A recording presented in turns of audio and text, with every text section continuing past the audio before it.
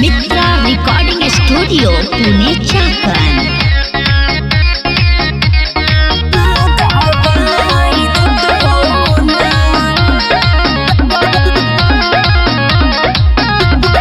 सुता तारू काहे होने मुहबा घुमा के, उछला पा काहे बोला तारू हो चोन्हा के। सुता तारू काहे होने मुहबा घुमा के, उछला पा काहे बोला तारू हो चोन्हा के। छुटा टप्पा से नवा बिनावा डोलाई देता हो ना ए राजा हो, हमारा हला कूलर लगवाई देता हो ना ए राजा हो, हमारा हला कूलर लगवाई देता हो ना।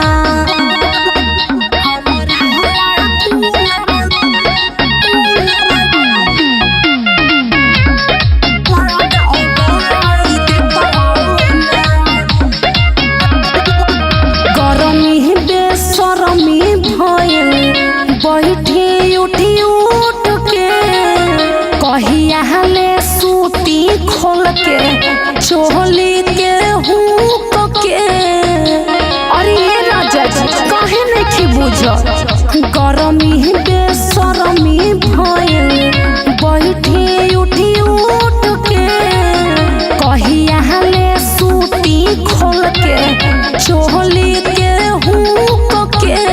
आज भारत हवती धनिया रतिया बिताला हो, सारी के अचरा के अपना पेनिया बनाला हो।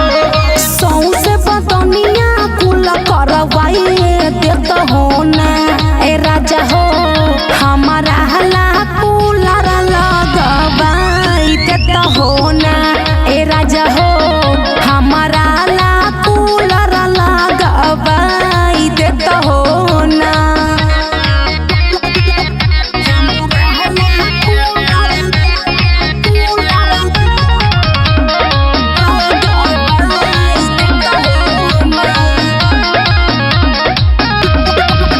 लागता है कि चू जाई जो बना पहसी जके, लदर फहदर भइल बाटे देह हमार भीज के।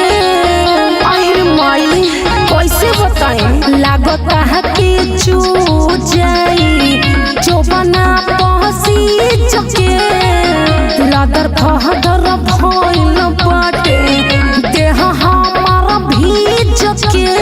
टाइट जानी पेन्हा कपड़वा पेन्हा ढीला हो, सरधा पुरैया हुकुम देव संगे राजू रसीला हो। एही बेरा ऑनलाइन ऑर्डर लगवाई देता हो ना ए राजा हो, हमारा हला कूलर लगवाई देता हो ना ए राजा हो।